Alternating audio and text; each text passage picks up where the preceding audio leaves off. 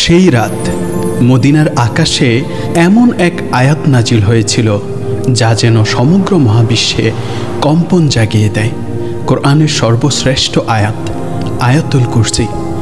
এই আয়াতের প্রতিটি শব্দে লুকিয়ে আছে এমন সব রহস্য যা জিন শয়তান পর্যন্ত স্বীকার করতে বাধ্য হয়। কল্পনা করুন, আপনার সামনে একটি দরজা, আর তার অপারে অপেক্ষা করছে অদৃশ্য জগতের সীমাহীন রহস্যময় এক রাজ্য। আয়াতুল কুরসি হলো সেই দরজার চাবি। এর গভীরে লুকিয়ে আছে হাজার বছরের আধ্যাত্মিক সত্য, যা ইসমে আজমের সঙ্গে যুক্ত বলে অনেক আলেম মনে করেন। এটি এমন এক আয়াত যা আলেমদের আত্মিক দৃষ্টি উন্মুক্ত করেছে এবং মানুষকে দৃশ্যমান ও অদৃশ্য উভয় জগতের পথ দেখিয়েছে। বুঝতে পারলেই আপনি উপলব্ধি করতে পারবেন কেন কালো জাদুকর, কেন জিন, কেন শয়তান এই আয়াতের শক্তিকে ভয় করে। আজ আমরা সেই রহস্যগুলোর দিকেই তাকাবো। আয়াতুল কুরসি সূরা বাকারার 255তম আয়াত। এতে রয়েছে 9টি মহিমান্বিত বাক্য।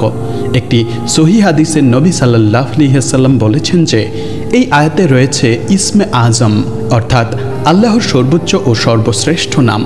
তাই কিছু আলেম বলেন, যদি আয়াতুল কুরসি 40 দিন ধরে প্রতিদিন 1000 বার পাঠ করা হয় তবে মানুষের জন্য গভীর জগৎ এবং রহস্যের নতুন দুয়ার খুলে যায়। রাসূলুল্লাহ সাল্লাল্লাহু আলাইহি ওয়াসাল্লাম আরও বলেছেন, আয়াতুল কুরসি এই বিশাল মহাবিশ্বকেও ছাড়িয়ে গেছে।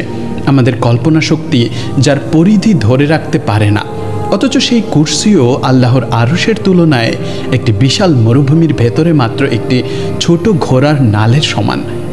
আয়াতুল কুরসি আল্লাহর কুরসি বা আসন, তার শাসন, তার ক্ষমতা, তার জ্ঞান, তার নিয়ন্ত্রণ, তার চিরন্তন জীবন ও সীমাহীন শক্তির বর্ণনা করে। এটি ইসমে আজমের সবচেয়ে নিকটবর্তী আয়াত হিসেবে বহু কাল ধরে বিবেচিত হয়ে আসছে। বলা হয়, যদি মানুষ দেখতে পেত আয়াতুল কুরসি পাঠের মুহূর্তে অদৃশ্য জগতে কি ঘটে, তবে তার হৃদয় সেই দৃশ্য সহ্য করতে পারত না।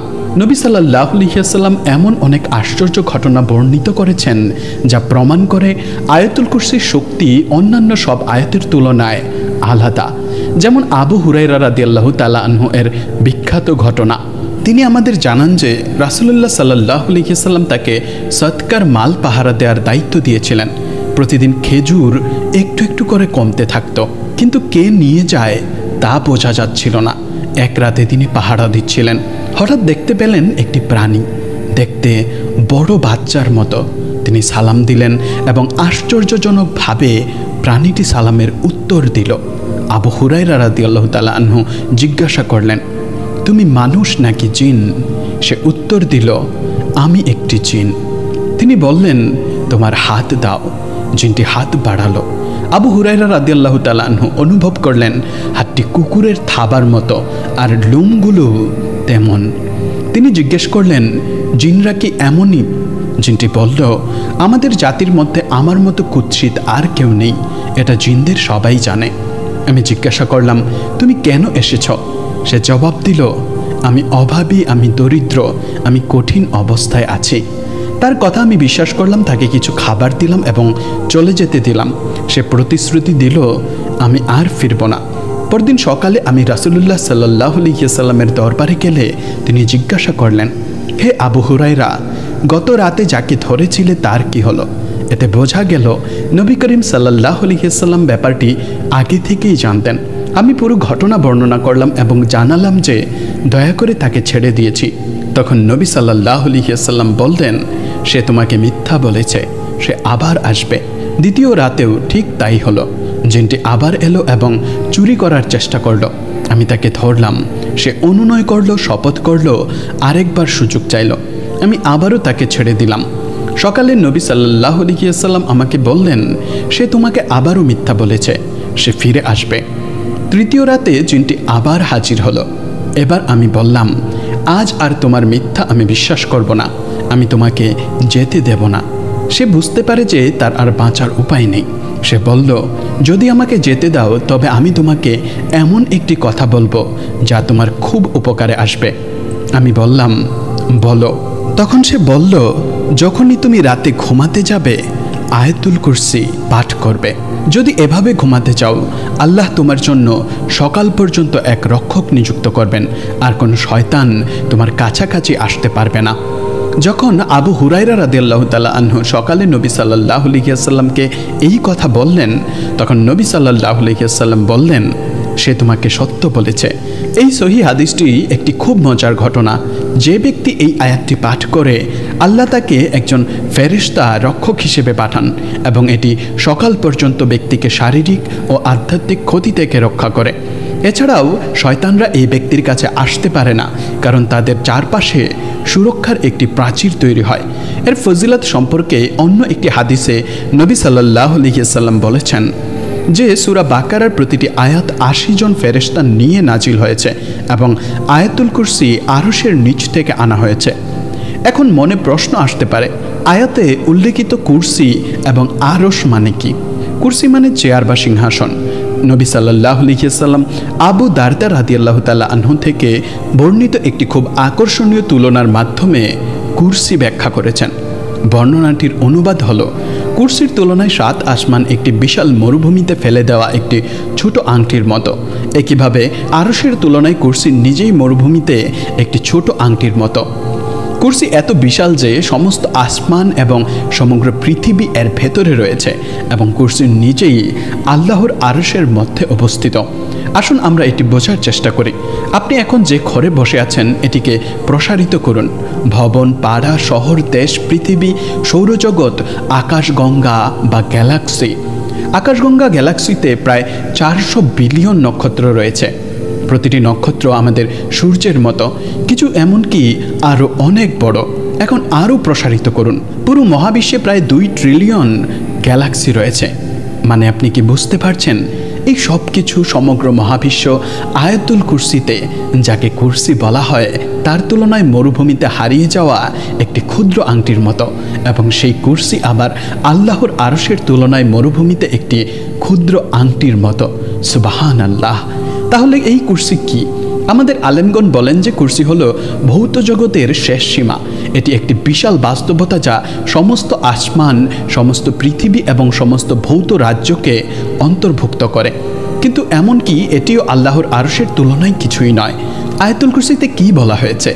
তার কুরসি আসমান ও পৃথিবীকে পরিবেষ্টন করে আছে। এটি আরও ভালোভাবে বোঝার জন্য এভাবে ভাবুন, একটি বিশাল খেলার মাঠের মাঝখানে একটি ফুটবল রাখার কথা কল্পনা করুন। তারপর কল্পনা করুন যে এই পুরো খেলার মাঠটি এখন পুরো শহরের কেন্দ্রে অবস্থিত। কুরসির পাশে আসমান ও পৃথিবী কতটা ছোট। হাসান আল বসরি রহমতুল্লাহি আলাইহি বলেছেন যে কুরসি হলো আল্লাহর জ্ঞান। তিনি একথা বলেছেন কারণ কোরআনে বর্ণিত রয়েছে আল্লাহর কুরসি আসমান ও পৃথিবীকে পরিবেষ্টন করে আছে। অতীতে যা ঘটেছে, বর্তমানে যা ঘটছে এবং ভবিষ্যতে যা ঘটবে সব কিছুই ঐশ্বরিক কুরসির আওতার অন্তর্ভুক্ত। কুরসির ভেতরের সব কিছুই আবার আল্লাহর আরশের নিচে অবস্থিত। আর আরশের নিচে যা কিছু আছে সবই আল্লাহর পূর্ণ নিয়ন্ত্রণ ও তত্ত্বাবধানে রয়েছে। কুরসি আল্লাহর ভৌত জগতের উপর কর্তৃত্বকে নির্দেশ করে। পৃথিবী, নক্ষত্র, গ্রহ, নীহারিকা ও সমগ্র মহাবিশ্ব। আরশ নির্দেশ করে অভৌত জগতের উপর আল্লাহর নিয়ন্ত্রণ, আত্মা, ফেরেশতা ও অদৃশ্য রাজ্য। হযরত আলী রাদিয়াল্লাহু তাআলা আনহু বর্ণনা করেন যে কুরসির প্রতিটি পা ৭ আসমান ও ৭ পৃথিবীর সম্মিলিত আকারের উচ্চতার সমান এবং কুরসি আরশের সম্মুখে স্থাপিত। ৪ জন ফেরেশতা কুরসি বহন করেন। তাদের প্রত্যেকের ৪টি মুখ রয়েছে। তাদের পা ৭ পৃথিবীর নিচের দিকে পাথরের উপর স্থিত। আরশ বহনকারী ফেরেশতা ও কুরসি বহনকারী ফেরেশতাদের মাঝে আছে ৭০টি অন্ধকারের পর্দা এবং ৭০টি আলোর পর্দা। যদি এসব পর্দা না থাকতো তবে আরশ বাহকের তেজময় আলো কুরসিবাহিত ফেরেশতাদের দগ্ধ করে ফেলত। এই সহিহ হাদিসে রাসূলুল্লাহ সাল্লাল্লাহু আলাইহি ওয়াসাল্লাম বলেছেন, আল্লাহ আসমান ও পৃথিবী সৃষ্টি করার ৫০,০০০ বছর আগেই সমগ্র সৃষ্টি জগতের পরিমাণ ও পরিণতি নির্ধারণ করে রেখেছিলেন। সে সময় আল্লাহর আরশ ছিল পানির উপর। আরশটি তৈরি করা হয়েছিল ইয়াকুত নামক এক অপূর্ব লাল পদার্থ থেকে, যা আমাদের পরিচিত স্ফটিকের মতো সাধারণ নয়। এর এক প্রান্ত থেকে অপর প্রান্তের দূরত্ব ৫ মিলিয়ন বছরের পথের সমান। দেখুন, এই মহাবিশ্ব গড়ে উঠেছে নিখুঁত এক ভারসাম্যের উপর, আর সেই ভারসাম্য ধারণ করেছে আল্লাহর কাইয়ুমিয়াত, তার স্থায়ী অবিচল সব কিছুকে ধরে রাখার শক্তি। একটি সুইয়ের মাথা থেকে যদি প্রতি সেকেন্ডে 1 বিলিয়ন পরমাণু ঝরে পড়ত, তাহলে সেই সুইয়ের মাথাটি শেষ হতে প্রায় 5000 বছর লাগত। ভাবুন, একটি পরমাণু কতটাই না ক্ষুদ্র, তবু অসংখ্য সেই ক্ষুদ্র পরমাণু এক অপূর্ব শৃঙ্খলা, সামঞ্জস্য ও নিয়মে স্থিত। শুধুমাত্র আল্লাহরই শক্তিতে যে কোনো সত্যান্বেষীর হৃদয়ে এই শৃঙ্খলা ও শিল্পকলার দিকে তাকালে বিস্ময়ে অভিভূত হবে, হৃদয় কেঁপে উঠবে এবং আত্মা আল্লাহর সৃষ্টির প্রশংসায় ভরে উঠবে। মানুষই আল্লাহর নাম ও গুণাবলীর সবচেয়ে সুন্দর ও বিস্তৃত আয়না। এই দৃষ্টিতে মানুষ হল মাজহার ই আজম, ঐশ্বরিক প্রতিফলনের সর্বোত্তম স্থান, এবং নকশি আজম, সর্বশ্রেষ্ঠ নিদর্শন। মানুষের ভেতরেই আল্লাহর নাম ও গুণাবলীর সবচেয়ে স্পষ্ট ও দীপ্ত প্রতিফলন প্রকাশ পায়। যদি সমগ্র মহাবিশ্বকে ছোট করে সংকুচিত করা হতো, তবে তা মানুষের রূপ নিত, আর মানুষকে যদি বিস্তৃত করে বড় করা হতো, তবে সে মহাবিশ্বে পরিণত হতো। আল্লাহর সকল নাম ও গুণ মানুষের প্রকৃতি, অন্তর ও সত্তার ভেতর নিদর্শন হিসেবে প্রকাশিত হয়। এবং হ্যাঁ, এই সেই মহান রহস্য আয়াতুল কুরসি আমাদের আল্লাহর মহত্ব স্মরণ করিয়ে দেয়, আমাদের মনে করিয়ে দেয় আমরা কার সামনে দাঁড়িয়ে আছি। এই সত্যটি গভীরভাবে উপলব্ধি করার পরও একজন মানুষ কিভাবে পাপের সাহস করতে পারে, কিভাবে সালাত ত্যাগ করতে পারে, কিভাবে আল্লাহর আদেশের অবাধ্য হতে পারে। সমগ্র মহাবিশ্ব তার অগণিত নক্ষত্র, গ্যালাক্সি সহ আল্লাহর আরশের তুলনায় মরুভূমির উপর পড়ে থাকা একটি ছোট্ট ঘোড়ার নালের মতো। তাই ভাবুন, আল্লাহ প্রকৃতপক্ষে কত অসীম, কত মহান। রাসূলুল্লাহ সাল্লাল্লাহু আলাইহি ওয়াসাল্লাম একদিন উবাই ইবনে কাবকে জিজ্ঞেস করলেন, ইয়া আবা আল মুনজির, তোমার নিকট থাকা আল্লাহর কিতাবের কোন আয়াতটি সর্বশ্রেষ্ঠ? উবাই রাদিয়াল্লাহু তাআলা আনহু বিনয় সহকারে উত্তর দিলেন, আল্লাহ ও তার রাসূলই সর্বোত্তম জানেন। নবী সাল্লাল্লাহু আলাইহি ওয়াসাল্লাম পুনরায় প্রশ্ন করলে তিনি বললেন, আল্লাহ, তিনি ছাড়া আর কোনো উপাস্য নেই, তিনি চিরঞ্জীব, সমস্ত সত্তার ধারক। অর্থাৎ তিনি আয়াতুল কুরসি এর কথাই বলেছিলেন। তখন নবী সাল্লাল্লাহু আলাইহি ওয়াসাল্লাম তার বুকে হাত রেখে বললেন, এই জ্ঞান তোমার জন্য বরকতময় হোক হে উবাই। এখান থেকে আমরা জানতে পারি কোরআনের সর্বশ্রেষ্ঠ আয়াত হলো আয়াতুল কুরসি। আরও বিস্ময়কর বিষয় হলো উবাই রাদিয়াল্লাহু তাআলা আনহু নিজেই এই সত্য অনুভব করেছিলেন নবী সাল্লাল্লাহু আলাইহি ওয়াসাল্লাম বলার আগেই। অন্তরের আলোয় অর্জিত এমন জ্ঞান প্রমাণ করে যে এই আয়াতটি সত্যিই অনন্য, অতুলনীয় এবং অলৌকিক। এর সমতুল্য আর কোনো আয়াত সহজে খুঁজে পাওয়া যায় না। অন্য এক হাদিসে ইমাম নাসাই আবু উমামা রাদিয়াল্লাহু তাআলা আনহুর সূত্রে বর্ণনা করেন, রাসূলুল্লাহ সাল্লাল্লাহু আলাইহি ওয়াসাল্লাম বলেছেন যে ব্যক্তি প্রত্যেক ফরজ সালাতের পর আয়াতুল কুরসি পাঠ করবে, তার মৃত্যু ছাড়া আর কিছুই তাকে জান্নাতে প্রবেশ থেকে বাধা দিতে পারবে না। অর্থাৎ সে মারা গেলে আল্লাহ তাকে বারজাখের জীবন অতিক্রম করে কিয়ামতের পর জান্নাতে পৌঁছে দেওয়ার অনুমতি দেবেন। এটি সুস্পষ্টভাবে নির্দেশ করে আয়াতুল কুরসি এমন এক বরকতপূর্ণ আয়াত যা আল্লাহর ইচ্ছায় একজন মানুষকে জান্নাতের পথ দেখায়। তাহলে আয়াতুল কুরসি কিভাবে অন্যান্য আয়াতের তুলনায় শ্রেষ্ঠ হতে পারে? কোরআনের প্রতিটি আয়াতই আল্লাহর পক্ষ থেকে অবতীর্ণ, প্রতিটি সত্য, প্রতিটি হিদায়েতের আলো। কিন্তু এই আয়াতটিকে বিশেষ করে তুলে এক মহিমান্বিত বিষয়। শুরু থেকে শেষ পর্যন্ত এটি স্বয়ং আল্লাহকে বর্ণনা করে। এতে আছে আল্লাহর গুণাবলী, তার সত্তার পরিচয়, তার মহত্ব ও তার পালনকর্তা হওয়ার নিখুঁত বর্ণনা। এতে নিহিত আছে তাওহীদের সারাংশ, ইমানের হৃদয়, ইসলামের কেন্দ্রবিন্দু। যেমন আমরা পরবর্তীতে দেখব, আল্লাহর সর্বশ্রেষ্ঠ নাম ইসমে আজম এই আয়াতের ভেতরেই লুকিয়ে আছে। তাহলে কিভাবে আয়াতুল কুরসি পাঠ করলে হৃদয়ে আধ্যাত্মিক দৃষ্টিকে জাগিয়ে তোলে? এর প্রথম ধাপ হলো বোঝা। অর্থ অনুধাবন ছাড়া আত্মা জাগে না, হৃদয়ের চোখ খোলে না। তাই আয়াতটির তাফসির জানা অপরিহার্য। জড়তার জগৎ থেকে আত্মার জগতে পৌঁছানোর পথ খুলে যায় যখন মানুষ এর অর্থকে হৃদয়ে ধারণ করে। চলুন শব্দে শব্দে দেখি আমাদের পালনকর্তা নিজ সম্পর্কে কি বলেছেন। আল্লাহ, আল্লাহ এই নামটি সব নামের মধ্যে সর্বোচ্চ, সর্বসম্মানিত, পরিপূর্ণ। এই আল্লাহই একটি পুরো গ্যালাক্সি সৃষ্টি করেন যেমন সহজে, তেমনি একটি ক্ষুদ্র পরমাণু সৃষ্টি করেন নিখুঁত শক্তিতে। তিনি হাতি সৃষ্টি করতে যতটা সহজ অনুভব করেন, পিঁপড়ে সৃষ্টি করাও তার জন্য ঠিক ততটাই সহজ। তার ক্ষমতা অসীম, তার জ্ঞান অসীম, তার দয়া সীমাহীন। তিনি শুধু বলেন হও, আর তা হয়ে যায়। লা ইলাহা ইল্লাল্লাহ, তিনি ছাড়া কোনো ইলাহ নেই। এই বাক্য আমাদের কি শিখায়? এই সমস্ত মিথ্যা দেবতা সকল ভুল ধারণা ও আসক্তিকে প্রত্যাখ্যান করে। মূর্তি, অর্থ, পদমর্যাদা, খ্যাতি, অহংকার, ক্ষমতার মোহ, সব কিছু। এর অর্থ হলো সত্যিকার ইবাদত, প্রকৃত ভালোবাসা, নির্ভেজাল ভয় এবং চূড়ান্ত ভরসার যোগ্য কেবল আল্লাহ। যে ব্যক্তি এই সত্যটি উপলব্ধি করে তার হৃদয় মুক্ত হয়ে যায়। সে আর কোনো মানুষকে ভয় পায় না, না কোনো বসকে, না কোনো শত্রুকে, না কোনো শক্তিকে। মানুষের সমস্ত ক্ষমতা অস্থায়ী।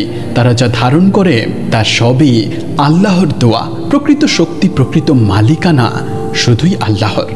তিনি হাইয়ুম, অর্থাৎ তিনি চিরঞ্জীব।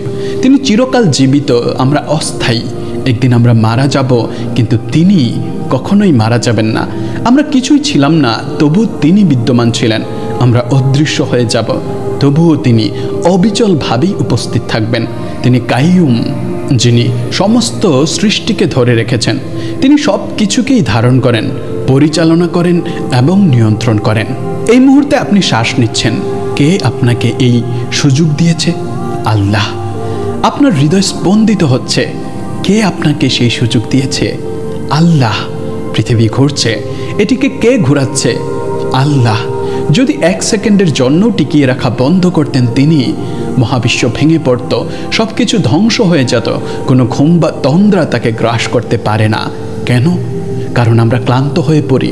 ঘুম না নিলে আমরা একদিনও জেগে থাকতে পারি না। 2 দিনের বেশি জেগে থাকলে শরীর ও মন ভেঙে পড়ে। কিন্তু আল্লাহ কখনোই ক্লান্ত হন না, কখনো ঘুমান না, কখনো তন্দ্রাচ্ছন্ন হন না। মুসা আলাইহিস সালামের লোকেরা জানতে চেয়েছিল, আল্লাহ কি ঘুমান? মুসা আলাইহিস সালাম এই প্রশ্ন শুনে অবাক ও বিরক্ত হয়েছিলেন। আল্লাহ তাদের দেখাতে চাইলেন। তিনি বললেন, হে মুসা, তোমার হাতে 2টি পানির গ্লাস ধরো এবং তা 1 মুহূর্তও ছেড়ো না। মুসা আলাইহিস সালাম 1 ঘন্টা ধরে রাখলেন, 2 ঘন্টা ধরে রাখলেন, কিন্তু রাত শেষে তিনি ক্লান্ত হয়ে হাত দুর্বল হয়ে পড়ল তার, এবং গ্লাসগুলো পড়ে গেল। তখন আল্লাহ বললেন, দেখেছ, তুমি 2টি গ্লাসও ধরে রাখতে পারোনি। যদি আমি ঘুমিয়ে পড়তাম, পুরো মহাবিশ্ব ভেঙে পড়ত, আসমানগুলো পড়ে যেত এবং সব কিছুই ধ্বংস হয়ে যেত। এটি আমাদের শেখায় যে, যে শক্তি, স্থায়িত্ব ও নিয়ন্ত্রণ আমরা দেখি, তার চেয়ে অসীম ও অবিচল আল্লাহ। আমরা ক্ষুদ্র, তিনি চিরঞ্জীব। আমরা ক্লান্ত, তিনি অনন্ত শক্তিধর। এ কারণেই এই আয়াতে বলা হয়েছে, আসমান ও জমিনে যা কিছু আছে সব তাঁরই। এই পৃথিবী আল্লাহর, এই গাছ আল্লাহর, এই শরীর আল্লাহর, এই জীবন আল্লাহর। যখনই তিনি চান, তিনি তা ফিরিয়ে নিতে পারেন। কোনো কিছুই প্রকৃতপক্ষে আপনার নয়। আপনি কেবল একজন তত্ত্বাবধায়ক। একদিন আপনাকে আপনার সমস্ত নিয়ামতের হিসাব দিতে হবে। তাই সব কিছুর প্রকৃত মালিককে কখনো ভুলবেন না এবং বলুন, আসমান ও জমিনে যা কিছু আছে সব আল্লাহরই। তার অনুমতি ব্যতীত তার কাছে কে সুপারিশ করতে পারে? এর মানে হলো, আল্লাহর অনুমতি ছাড়া কেউ আপনাকে সাহায্য করতে পারে না। ডাক্তার আপনাকে সুস্থ করে না, আল্লাহ আপনাকে সুস্থ করেন। আপনার বস আপনাকে জীবিকা দেয় না, আল্লাহ তা দেন। আপনার বাবা মা আপনাকে জীবন দেননি, দিয়েছেন আল্লাহ। সুতরাং শুধু আল্লাহর কাছেই চান, শুধু আল্লাহর কাছেই প্রার্থনা করুন, শুধু আল্লাহকেই ভয় করুন। আয়াতুল কুরসিতে লুকানো ইসমে আজম একটি গোপনীয়তা, একটি আলো যা মহাবিশ্বের গভীরতা উন্মোচন করে, আপনার প্রার্থনাকে কবুল করে এবং আপনার আকাঙ্ক্ষাগুলোকে বাস্তবে পরিণত করে। তার কথা চিন্তা করুন। এই গোপনীয়তা হলো আল্লাহর সর্বশ্রেষ্ঠ ও সবচেয়ে রহস্যময় নাম, ইসমে আজম। যেমন রমজানের ভেতরে শবে কদর লুকানো থাকে এর গুরুত্বের কারণে, তেমনি ইসমে আজম লুকানো। এই গোপনীয়তা এমন একটি নামের সাথে সংযুক্ত যা আসমান ও জমিনকে কাঁপিয়ে তোলে এবং সরাসরি আল্লাহর শক্তির সাথে যুক্ত। এর শক্তি এতটাই প্রবল যে এটি এই দুনিয়া ও আখিরাতে একজন ব্যক্তির জীবন পরিবর্তন করতে পারে। ইসমে আজম হলো একটি মহান রহস্য যা ইসলামিক পণ্ডিত ও সাধু সজ্জনদের দ্বারা স্বীকৃত। এই নামটি আল্লাহর সর্বোচ্চ নাম হিসেবে পরিচিত এবং এটি তার ঐশ্বরিক শক্তি ও রহমত ধারণ করে। দুনিয়া ও আখিরাতে একজন বান্দার সুখ মারিফাতুল্লাহ ও মুহাব্বাতুল্লাহ এর মধ্যেই নিহিত, অর্থাৎ আল্লাহকে জানা ও আল্লাহকে ভালোবাসার মধ্যেই নিহিত। মানুষ আজ কেন শান্তিতে নেই? তার কারণ তাদের আল্লাহর ভালোবাসার অভাব। একজন ব্যক্তি যত বেশি আল্লাহকে জানে, অর্থাৎ যার মারিফাতুল্লাহ যত বেশি, আল্লাহর প্রতি তাদের ভালোবাসা বা মুহাব্বতুল্লাহ ততই বাড়ে। যখন তারা আবিষ্কার করে যে আল্লাহ কতটা তাকে ভালোবাসেন, তখন তাদের প্রশংসা ও ভালোবাসা আরও গভীর হয়। এভাবেই মুহাব্বতুল্লাহ ঘটে। সর্বোত্তম উপায়ে আমাদের পালনকর্তাকে জানার শ্রেষ্ঠ উপায় হলো ইসমে আজমকে জানা। এটি আল্লাহকে জানা ও ভালোবাসার সর্বোচ্চ পর্যায়। দুনিয়া ও আখেরাতের সুখের সূত্র ইসমে আজম ও আল্লাহর ভালোবাসার মধ্যে লুকানো। সৃষ্টিকর্তার ভালোবাসা অনুভব করা এবং তাকে ফিরিয়ে ভালোবাসা হলো মহাবিশ্ব ও সমস্ত জগতের উদ্দেশ্য। শতাব্দীর পর শতাব্দী ধরে এই ধারণাটি আলেম ও আধ্যাত্মিক অন্বেষণকারীদের মনকে দখল করে রেখেছে। কেনই বা করবে না? এই দুনিয়া, আখেরাত এবং সমস্ত রাজ্যের সৃষ্টির কারণ তো একটি। কেউ কেউ বলেন যে ইসমে আজম আল্লাহর ৯৯টি সুন্দর নাম এর মধ্যে একটি বা কয়েকটি হতে পারে, তবে কোন নাম বা নামগুলো তা স্পষ্টভাবে দেখানো হয়নি। এই অনিশ্চয়তা ইসমে আজমের আধ্যাত্মিক মূল্য এবং রহস্যকে বাড়িয়ে তোলে। মূল্যবান ধন সম্পদ খোলা রাখা হয় না, ঠিক যেমন শবে কদর। ইসলামের কিছু মূল্যবান জিনিস হিকমতের জন্য গোপন রাখা হয়। ইসমে আজম শুধু কিছু শব্দ নয়। ইবনে আরাবির মতো মহান সুফি আলেমদের মতে এই নাম আল্লাহর গুণাবলীর গভীরতম অর্থ বহন করে। এই গভীরতা কেবল জ্ঞানের মাধ্যমে নয়, একটি বিশুদ্ধ ও আন্তরিক হৃদয়ের মাধ্যমে বোঝা যায়। ইসমে আজমকে বোঝা মানে শুধু নামটি জানা নয়, এর অর্থ হলো এর অর্থের সাথে মিলে যায় এমন একটি জীবন যাপন করা। এই কারণে ইসমে আজমকে একটি ঐশ্বরিক রহস্যের চাবি হিসেবে দেখা উচিত। ইসলামিক আলেমরা এই নামটি কেন একটি মহান রহস্য তা বোঝার চেষ্টা করেছেন। ইবনে আরাবির মতে এই নামটি আল্লাহর সাথে একজন ব্যক্তির সম্পর্ককে শক্তিশালী করে। এই কারণে ইসমে আজম কেবল একটি চাবি নয়, বরং হৃদয়ের গভীরে লুকানো একটি মূল্যবান রত্ন। অনেক ইসলামিক পণ্ডিতদের মতে ইসমে আজম সাধারণ মানুষের পক্ষে জানা কঠিন হলেও অসম্ভব নয়। এটি নবী, আলেম, ওলি ও আল্লাহর প্রিয় বান্দাদের দ্বারা জানা যেতে পারে। ইসমে আজমের সাথে করা দোয়া কবুল হয় এবং আকাঙ্ক্ষা পূরণ হয়। যে ব্যক্তি এই নামটি জানে সে অসাধারণ কাজ করতে পারে। উদাহরণস্বরূপ নবী সুলাইমান আলাইহিস সালামের গল্পে কোরআন মাজিদ আমাদের বলে যে ব্যক্তির কিতাবের জ্ঞান ছিল সে ইসমে আজমের সাহায্যে চোখের পলকে বিলকিসের সিংহাসন নিয়ে এসেছিল। তবে আলেমদের মধ্যে এখনও মতভেদ রয়েছে যে আল্লাহর কোন নামটি প্রকৃতপক্ষে ইসমে আজম। আবু হানিফা রহমতুল্লাহি আলাইহি বলেছেন, ইসমে আজম কোরআনের কিছু নির্দিষ্ট আয়াতের মধ্যে লুকানো আছে। আয়াতুল কুরসি বা সূরা ফাতিহার গভীর অর্থ এই নামের প্রভাব বহন করে। আবু হানিফা রহমতুল্লাহি আলাইহি এর মতে কোরআনের লুকানো এই রহস্য এক অর্থে সমগ্র কোরআনের সারমর্ম। ইসমে আজমের হিকমত অর্জন করতে হলে একজন ব্যক্তিকে আয়াতগুলোর গভীর অর্থ বুঝতে হবে, তবে কেবল পাঠ করে এই রহস্য অর্জন করা সম্ভব নয়। এর জন্য গভীর চিন্তা ভাবনা প্রয়োজন। ইবনে আরাবির মতে ইসমে আজম একটি নির্দিষ্ট শব্দ নয়, এটি একটি বাস্তবতা যা একজন ব্যক্তির আধ্যাত্মিক স্তর এবং আল্লাহর প্রকাশ অনুসারে পরিবর্তিত হয়। ইবনে আরাবি বলেছেন যে আল্লাহর প্রতিটি নামই সৃষ্টির একটি দিক, তবে ইসমে আজম এই সমস্ত দিকের ঊর্ধ্বে অবস্থিত সারাংশ। তার মতে ইসমে আজম খুঁজে পাওয়া সরাসরি একজন ব্যক্তির অভ্যন্তরীণ যাত্রার সাথে সংযুক্ত। এই নামটি আবির্ভূত হয় যখন একজন ব্যক্তি তার পালনকর্তার সবচেয়ে কাছাকাছি থাকে। ইবনে আরাবি আরও বলেছেন যে এই নামের সাথে করা দোয়াগুলো একজন ব্যক্তির নিয়ত ও আন্তরিকতা অনুসারে রূপ নেয়। ইমাম গাজ্জালি রহমতুল্লাহি আলাইহি বলেছেন যে ইসমে আজম প্রার্থনা কবুলের জন্য সবচেয়ে কার্যকর নাম, তবে শুধু এই নামটি বলাই যথেষ্ট নয়। একজন ব্যক্তিকে তার অহংকার দূর করতে হবে এবং সম্পূর্ণ আত্মসমর্পণ সহকারে আল্লাহর কাছে যেতে হবে। গাজ্জালি রহমতুল্লাহি আলাইহি বলেছেন যে যদি একজন ব্যক্তি ইসমে আজম শিখতে চায় তবে তাকে প্রথমে তার অভ্যন্তরীণ জগৎ পরিষ্কার করতে হবে, কারণ এই নামটি কেবল একটি বিশুদ্ধ হৃদয়েই প্রতিধ্বনিত হয়। তার রচনাগুলিতে গাজ্জালি রহমতুল্লাহি আলাইহি বলেছেন যে ইসমে আজম একটি আলোর মতো আবির্ভূত হয় যখন একজন ব্যক্তি আল্লাহর সবচেয়ে কাছাকাছি থাকে। ইসমে আজম কেন এত গুরুত্বপূর্ণ? আল্লাহর সৌন্দর্য আবিষ্কার না করে তাকে সত্যিকারে জানা ও ভালোবাসা সম্ভব নয়। ইসমে আজম আমাদেরকে সর্বোত্তম উপায়ে আল্লাহকে জানতে সাহায্য করে এবং এই জ্ঞান থেকে মারিফাতুল্লাহ আসে। এরপর মহব্বতুল্লাহ আবির্ভূত হয়। যখন মহব্বতুল্লাহ ঘটে তখন একজন ব্যক্তির পুরো জীবন পরিবর্তিত হয়। কারণ যখন কেউ প্রথমবার উপলব্ধি করে যে আল্লাহ তাকে কতটা ভালোবাসেন, তখন তার হৃদয় কেঁপে ওঠে, তার চোখ অশ্রুতে ভরে যায় এবং সে ভাবে, আমি যাকে ভালোবাসি সেই আল্লাহকে অবশ্যই খুশি করতে হবে। মারিফাতুল্লাহ ছাড়া ইবাদত শূন্য মনে হয়। মারিফতুল্লাহ ছাড়া ভালো কাজ শুধুমাত্র পুরস্কার এবং জান্নাতের জন্য হতে পারে, এটি কিছুই না করার চেয়ে ভালো। কিন্তু যখন আরও বেশি কিছু সম্ভব, তখন কেন শুধু জান্নাতের গোলাম হব? আমরা কিভাবে আল্লাহকে খুশি করতে পারি? আল্লাহর নামগুলির মধ্যে রাসূলুল্লাহ সাল্লাল্লাহু আলাইহি ওয়াসাল্লামের আদর্শ অনুসরণ করার সবচেয়ে বড় অংশ রয়েছে। এ কারণেই কোরআন বলে, বলুন যদি তারা আমাকে ভালোবাসে তবে তারা যেন আপনার অনুসরণ করে। সুতরাং আমরা যত বেশি আল্লাহকে জানি তত বেশি তাকে ভালোবাসি, এবং আমরা যত বেশি তাকে ভালোবাসি তত বেশি আমরা রাসূলুল্লাহ সাল্লাল্লাহু আলাইহি ওয়াসাল্লামের মতো হওয়ার চেষ্টা করি। আমরা এই বিষয়ে অধ্যয়ন করি এই কারণে রাসূলুল্লাহ সাল্লাল্লাহু আলাইহি ওয়াসাল্লামের মতো হতে, যার অর্থ আমাদের জীবনে আল্লাহর নামগুলিকে প্রকাশ হতে দেয়া। এই পৃথিবীতে মানুষ হিসেবে সবচেয়ে বড় মিষ্টতা হলো আল্লাহর নামগুলির মধ্যে লুকানো সৌন্দর্য আস্বাদন করা। এটি আবিষ্কার করা একজন ব্যক্তির সবচেয়ে বড় উদ্দেশ্য হওয়া উচিত। এখন আমরা কাইয়ুম নামটি দেখি, যা অনেক উৎস ইসমে আজমের অংশ হতে পারে এমন নামগুলির মধ্যে একটি হিসেবে উল্লেখ করেছে। আল্লাহ মহাবিশ্ব সৃষ্টি করেছেন এবং সব কিছু কেবল তাঁর মাধ্যমেই বিদ্যমান। এই সৃষ্টি ধারাবাহিকতা ও টিকে থাকাও তার উপর নির্ভরশীল। সূরা আর রহমানে তিনি প্রতি মুহূর্তে কোনো না কোনো কাজে ব্যস্ত থাকেন।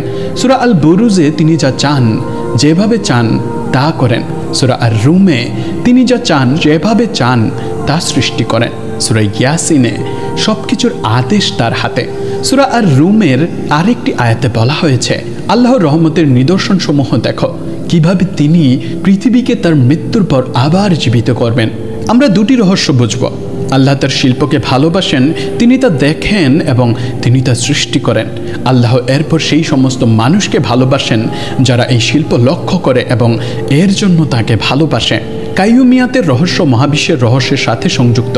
মহাবিশ্বকে পরিলক্ষিত করা মানে আল্লাহর কর্মকে পরিলক্ষিত করা, দেখা যে তিনি প্রতি মুহূর্তে সৃষ্টি করছেন, আকার দিচ্ছেন, শিক্ষা দিচ্ছেন এবং পরিচালনা করছেন।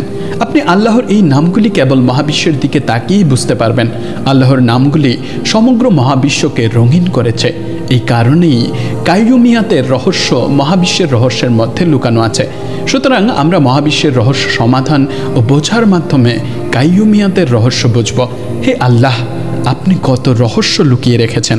যখন আমরা মহাবিশ্বের দিকে তাকাই তখন আমরা দেখতে পাই যে সময়ের প্রবাহে সৃষ্টির অবিচ্ছিন্ন গতিতে কিছু প্রাণী 1 সেকেন্ডের মধ্যেই আসে এবং চলে যায়। তারা অবিলম্বে আবির্ভূত হয় এবং অদৃশ্য হয়ে যায়। আল্লাহ এমন কিছু প্রাণী সৃষ্টি করেছেন যার সৃষ্টির কয়েকদিন পরেই তারা মারা যায়, কিছু কয়েক ঘন্টা পরে মারা যায় এবং কিছু এমনকি কয়েক সেকেন্ড পরেও মারা যায়। এটি কি তাদের পুরো দায়িত্ব? হ্যাঁ, এতটুকুই। কিন্তু তখন আমরা জিজ্ঞাসা করি, হে আল্লাহ, আপনি এত স্বল্প জীবনের জন্য এত প্রাণী কেন সৃষ্টি করেন? এত অল্প সময়ের জন্য এত প্রচেষ্টা কেন? আসুন আমরা এই রহস্যটি বুঝি। মহাবিশ্বের রহস্য এবং কাইয়ুম নামের রহস্য। সমস্ত সৃষ্টির এই আশ্চর্যজনক যাত্রা এবং গতি এমন শৃঙ্খলা, ভারসাম্য এবং জ্ঞান দিয়ে পরিচালিত হয় যে অগণিত প্রাণী আসতে এবং যেতে থাকা সত্ত্বেও ভারসাম্য কখনোই ভেঙে যায় না। পুরো মহাবিশ্বের দিকে তাকান। কিছু প্রাণী অন্য প্রাণী খায়, কিন্তু ভারসাম্য কখনোই পরিবর্তিত হয় না। মহাবিশ্ব নিখুঁত হারমোনিতে চলতে থাকে। উদাহরণস্বরূপ, আপনি কি জানেন একটি মাছি একেবারে কতগুলি বাচ্চা দেয়? 6 বিলিয়ন। যদি এই মাছিগুলোর দেহ পৃথিবীর পরিষ্কারকারী কর্মীদের দ্বারা পরিষ্কার করা না হতো, তাহলে প্রতি বছর পৃথিবীর উচ্চতা 10 সেন্টিমিটার বৃদ্ধি পেত শুধুমাত্র মাছির লার্ভা থেকে। আপনি কি এমন কিছু অনুভব করেন? না, আপনি করেন না, যেহেতু এটি ঘটতে পারত কিন্তু ঘটে না। তাই এমন কেউ একজন আছেন যিনি এই ভারসাম্য বজায় রাখেন। মহাবিশ্বের সমস্ত প্রাণীর মধ্যে এই হারমোনিতে সর্বত্র অবিচ্ছিন্ন কার্যকলাপ রয়েছে এবং কেউ, এমনকি একজন অন্ধ ব্যক্তিও বুঝতে ও অস্বীকার করতে পারবে না যে কেউ এই কার্যকলাপটি চালিয়ে যাচ্ছে। এর অর্থ হলো এমন একজন আছেন যিনি সর্বদা নির্ভুল পরিমাপ সহকারে সব কিছু সৃষ্টি করছেন। ইবনে কাসির কর্তৃক উদ্ধৃত একটি বর্ণনা অনুসারে ইসমে আজম নিম্নলিখিত আয়াতগুলোতে পাওয়া যায়। তোমাদের উপাস্য এক ও একক উপাস্য, তিনি ছাড়া আর কোনো উপাস্য নেই, তিনি পরম দয়ালু, অসীম দয়ালু। সূরা আল বাকারা। এবং আলিফ লাম মিম, আল্লাহ আল্লাহ, তিনি ছাড়া আর কোনো উপাস্য নেই, তিনি চিরঞ্জীব এবং সব কিছুর ধারক। সূরা আল ইমরান। আল মালিলি মোহাম্মদ হামদি ইয়াজির তিরমিজি, আবু দাউদ এবং নাসাই থেকে বর্ণিত একটি বর্ণনা অনুসারে রাসূলুল্লাহ সাল্লাল্লাহু আলাইহি ওয়াসাল্লাম এক ব্যক্তিকে এই বলে দোয়া করতে শুনেছেন, হে আল্লাহ, আমি আপনার কাছে চাই, কারণ সমস্ত প্রশংসা আপনারই, আপনি ছাড়া কোনো উপাস্য নেই, আপনি সর্বশক্তিমান, আসমান ও জমিনের স্রষ্টা, মহিমা ও সম্মানের মালিক, হে চিরঞ্জীব, হে রব, যিনি সব কিছুকে ধারণ করে আছেন। রাসূলুল্লাহ সাল্লাল্লাহু আলাইহি ওয়াসাল্লাম তখন জিজ্ঞাসা করলেন, তোমরা কি জানো সে কি দিয়ে দোয়া করছে? সাহাবীরা বললেন, আল্লাহ এবং তার রাসূলই ভালো জানেন। নবী সাল্লাল্লাহু আলাইহি ওয়াসাল্লাম বললেন, যার হাতে আমার প্রাণ, তার কসম, সে আল্লাহর সর্বশ্রেষ্ঠ নাম ইসমে আজম দিয়ে দোয়া করেছে।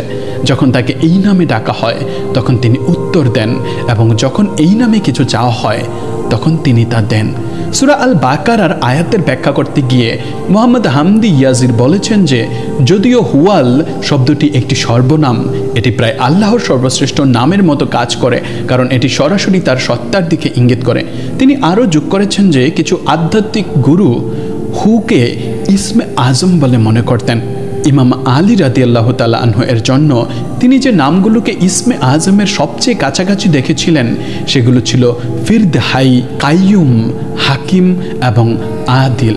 ইমাম আজম আবু হানিফা রহমতুল্লাহি আলাইহি এর জন্য ইসমে আজম দুটি নাম দিয়ে গঠিত ছিল, হাকিম এবং আদিল। আব্দুল কাদির আল জিলানি গাউসুল আজমের জন্য ইসমে আজম ছিল ইয়াহিয়া। ইমাম রাব্বানির জন্য ইসমে আজম ছিল আইয়ুম, এবং আরও অনেক মহান আলেম তাদের প্রাপ্ত আধ্যাত্মিক প্রতিচ্ছবি অনুসারে বিভিন্ন নামকে ইসমে আজম হিসেবে দেখেছেন। আল্লাহু আকবার, আল্লাহু আকবার।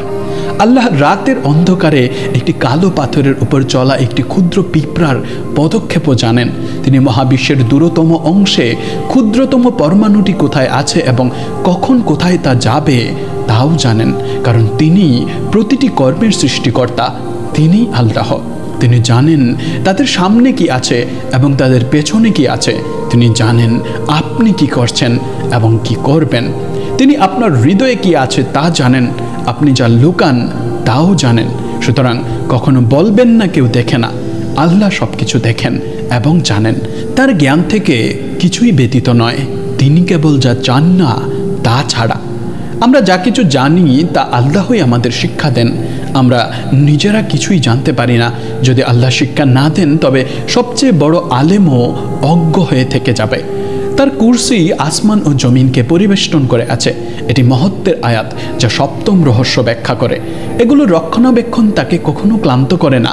এই বিশাল মহাবিশ্বকে রক্ষা করা, টিকিয়ে রাখা আল্লাহর জন্য সহজ। আয়াতুল কুরসি মূলত আমাদেরকে বলছে, এমন পালনকর্তাকে ভয় করো, তার আনুগত্য করো, তার ইবাদত করো। সুতরাং বলুন, আমি সেই দুর্বল মানুষদের প্রতি আমার হৃদয়কে সংযুক্ত করব না যারা আল্লাহর অনুমতি ছাড়া এক পাও চলতে পারে না। যখন আমরা আয়াতুল কুরসির দিকে তাকাই, আমরা আয়াতটিকে 9টি বাক্যে বিভক্ত দেখতে পারি। এখন আমি চাই আপনি প্রথম বাক্য এবং শেষ নবম বাক্যটি দেখুন। প্রথম বাক্যটি বলে, আল্লাহ, তিনি ছাড়া কোনো উপাস্য নেই, তিনি চিরঞ্জীব এবং সব কিছুর ধারক। এর অর্থ হলো তিনি জীবন দেন, তিনিই জীবনের উৎস, এবং তিনি কাইয়ুম, যিনি সব কিছুকে জীবিত রাখেন। এরপর শেষ বাক্য এবং নবম বাক্যটি বলে, তিনি সর্বশ্রেষ্ঠ এবং সর্বোচ্চ। প্রথম এবং শেষ উভয় বাক্যে আল্লাহর দুটি নাম আবির্ভূত হয়। এই কারণে প্রথম এবং শেষ বাক্যগুলো একে অপরের সাথে মিলে যায় এবং একে অপরকে সম্পূর্ণ করে। এখন দ্বিতীয় এবং শেষ থেকে দ্বিতীয় অষ্টম বাক্যটি দেখুন। দ্বিতীয় বাক্যটি বলে, কোনো তন্দ্রা বা ঘুম তাকে গ্রাস করতে পারে না এবং আসমান ও জমিনকে রক্ষা করতে তাকে ক্লান্ত করে না। দ্বিতীয় এবং অষ্টম বাক্যগুলো একটি নিখুঁত জুটি তৈরি করে। উভয় বর্ণনা করে যে কিছুই আল্লাহকে ক্লান্ত করতে পারে না এবং তার জন্য কোনো কিছুই কঠিন নয়। এখন তৃতীয় এবং শেষ থেকে তৃতীয় সপ্তম বাক্যটি দেখুন। তৃতীয় বাক্যটি বলে, আসমান ও জমিনে যা কিছু আছে সব তাঁরই। অর্থ হলো আল্লাহ সব কিছুর মালিক। এটি তাঁর নাম মালিক। মালিককে প্রতিফলিত করে। সপ্তম বাক্যটি বলে তার কুরসি আসমান ও জমিনকে পরিবেষ্টন করে আছে। কুরসি সমগ্র মহাবিশ্বের উপর আল্লাহর শাসন ও রাজত্বকে দেখায়। এটি তার নাম মালিক, রাজা এবং নিরঙ্কুশ শাসককে প্রতিফলিত করে। সুতরাং তৃতীয় এবং সপ্তম বাক্যগুলো সুন্দরভাবে মিলে যায়।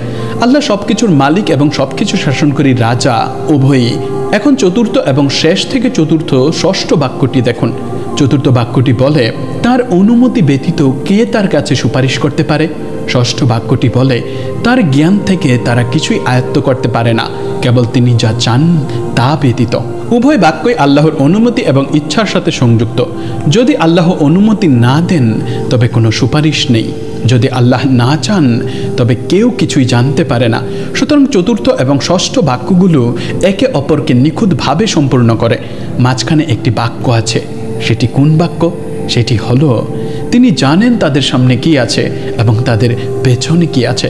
এর অর্থ হলো আল্লাহ তার বান্দারা যা কিছু করছে এবং যা কিছু করবে তা সবই জানেন। তিনি জানেন কারণ তিনিই সব কিছু জানেন।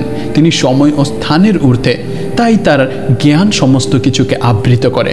আল্লাহ নিজে সময় এবং স্থানের নিয়ম তৈরি করেছেন, সেগুলোর দ্বারা তিনি আবদ্ধ নন, তাই তার কাছে কিছুই গোপন থাকতে পারে না। একইভাবে এই বাক্যটি আমাদের এই অর্থ স্পষ্ট করে বলার পাশাপাশি একটি পরোক্ষ বার্তাও দেয়। এই পঞ্চম বাক্যটি যা ঠিক মাঝখানে রয়েছে আমাদেরকে অন্য কিছু দেখায়। এটি দেখায় যে এর আগের চারটি বাক্য এবং এর পরের চারটি বাক্য একে অপরের সাথে নিখুঁতভাবে মিলে যায় এবং একে অপরকে সম্পূর্ণ করে, একটি সুন্দর প্রতিসাম্য গঠন করে। আর এই নিখুঁত হারমোনি কে জানে? আল্লাহ জানেন। যিনি এটি তৈরি করেছেন তিনি জানেন। যেহেতু তিনি জানেন তাই তিনি এটি সৃষ্টি করেছেন। যেহেতু যিনি জানেন তিনি এটিকে সৃষ্টি করেছেন, তাই তিনি পূর্ণ জ্ঞান সহকারে কথা বলেন এবং তার কোরআনের মাধ্যমে এই নিখুঁত কাঠামো দিয়ে আমাদের সাথে কথা বলেছেন। কে এমন কথা বলতে পারে বন্ধুরা? কে এমন সৌন্দর্য, এমন বাগ্যিতা, এমন নিখুঁত হারমোনি তৈরি করতে পারে? অন্য কোনো বইয়ে এটি কি পাওয়া যায়? যখন আমরা সমগ্র সূরা বাকারার দিকে তাকাই তখন আমরা দেখতে পাই যে এটিও 9টি প্রধান থিমের মধ্য দিয়ে যায়। এই 9টি থিম একে অপরের সাথে মিলে যায়। এক 9টির সাথে, 2টি 8-এর সাথে, 3টি 7-এর সাথে, 4টি 6-এর সাথে, ঠিক আয়াতুল কুরসির ভেতরের প্রতিসাম্যের মতো। এটি আমাদেরকে আরেকটি আশ্চর্যজনক প্রতিসাম্য বা অলৌকিকতা দেখায়। আমরা সূরা ইউসুফেও একই রকম কিছুই দেখতে পাই। সূরা ইউসুফ কোরআনের 12তম সূরা। নবী ইউসুফ ছিলেন 12 জন পুত্রের একজন। যখন আমরা সূরা ইউসুফকে 12টি প্রধান থিম দিয়ে পরীক্ষা করি তখন আমরা দেখতে পাই যে সেগুলো সুন্দরভাবে একে অপরকে সম্পূর্ণ করে, আবারও একটি প্রতিসাম্যিক কাঠামো আবির্ভূত হয়। আয়াতুল কুরসির অর্থ এবং এর ভেতরের রহস্য ব্যাখ্যা করার পর আমরা সবচেয়ে সাধারণ প্রশ্নগুলোর আরেকটিতে আসি। এই আয়াতের ফজিলত কী এবং এর রহস্য ও শক্তি থেকে উপকৃত হওয়ার জন্য আমাদের কি করা উচিত? মহান ইসলামিক আলেমগণ নিম্নলিখিত পরামর্শ দিয়েছেন। আমার বন্ধুরা, একটি কাগজে আয়াতুল কুরসি লিখুন বা ইন্টারনেট থেকে প্রিন্ট করুন। তারপর এই কাগজটি আপনার দরজায় বা আপনার বাড়ির কোথাও দৃশ্যমান স্থানে ঝুলিয়ে দিন। প্রতিদিন আয়াতুল কুরসি দেখুন, এটি পড়ুন এবং এর অর্থ সম্পর্কে চিন্তা করুন। আপনি দেখতে পাবেন যে আপনার বাড়িতে যে বরকত, শান্তি এবং স্থিরতা প্রবেশ করবে তা সম্পূর্ণ ভিন্ন হবে। বাড়ি থেকে বের হওয়ার সময় বা ভ্রমণ করার সময় এটি 7 বার প্রতিটি দিকে পাঠ করার পরামর্শ দেওয়া হয়। এই আয়াতটিকে আয়াতুল কুরসি বলা হয় কারণ এতে আল্লাহর কুরসির কথা উল্লেখ করা হয়েছে। এর গভীর অর্থ এবং বিশেষ গুণাবলীর কারণে এটি সর্বদা মনোযোগ আকর্ষণ করেছে। অনেক উৎস সুরক্ষা, প্রার্থনা কবুল হওয়ার জন্য এবং যে কোনো অসুস্থতা থেকে আরোগ্য লাভের জন্য আয়াতুল কুরসি পাঠ করার পরামর্শ দেয়। কোরআনের কিছু আয়াত ইসমে আজমের গুণাবলী বহন করে এবং আলেমগণ বলেন যে এই আয়াতগুলো প্রার্থনা কবুল হতে সাহায্য করে। এই আয়াতগুলির মধ্যে একটি হলো আয়াতুল কুরসির ভেতরের আয়াত, আয়াতুল কুরসি। এই বরকতময় আয়াতটি আল্লাহর সন্তুষ্টি লাভের জন্য, দুনিয়া ও আখেরাতের ভালো আকাঙ্ক্ষার জন্য, দুনিয়া ও আখেরাতের সমস্যা থেকে মুক্তির জন্য, শয়তান এবং সব ধরনের মন্দ থেকে সুরক্ষার জন্য, অত্যাচারী ও শত্রুদের থেকে সুরক্ষার জন্য, ঋণ থেকে মুক্তি পাওয়ার জন্য এবং হালাল জীবিকা অর্জনের জন্য। একটি ভালো ও গুরুত্বপূর্ণ বিষয়ে সাফল্যের জন্য পাঠ করা যেতে পারে। এই আয়াতটি আয়াতুল কুরসির প্রথম বাক্য, আল্লাহু লা ইলাহা ইল্লা হুয়াল হাইয়ুল কাইয়ুম। আল্লাহ তিনি ছাড়া কোনো উপাস্য নেই, তিনি চিরঞ্জীব, সব কিছুর ধারক। আজ আমরা আয়াতুল কুরসি এর অর্থ, এর জ্ঞান এবং এর রহস্য ব্যাখ্যা করেছি। আল্লাহ আমাদের সকলকে আয়াতুল কুরসির মহাসাগরে ডুব দেওয়ার এবং সত্যিকারের বোঝাপড়া সহকারে এটি পাঠ করার তৌফিক দান করুন। বিশ্বাস করুন, যদি আপনি এই অর্থ সহকারে আয়াতুল কুরসি আপনার হৃদয়ে ধারণ করে পাঠ করেন, তাহলে রহস্যের দরজাগুলি আপনার জন্য ধীরে ধীরে উন্মোচিত হবে। অর্থের জগতের দরজা খুলবে, শান্তির জগতের দরজা খুলবে, আধ্যাত্মিক ও বস্তুগত জগতের বরকতের দরজা খুলবে এবং আপনার হৃদয়ের বন্ধ চোখ খুলে যাবে। যদি আপনি এখনও আমাদের চ্যানেল সাবস্ক্রাইব না করে থাকেন, তবে অনুগ্রহ করে সাবস্ক্রাইব করতে ভুলবেন না। অনুগ্রহ করে এই ভিডিওটিতে লাইক করুন এবং শেয়ার করুন এবং আপনার বন্ধুদের কাছে পাঠান। আল্লাহ আপনাদের সকলকে রক্ষা করুন।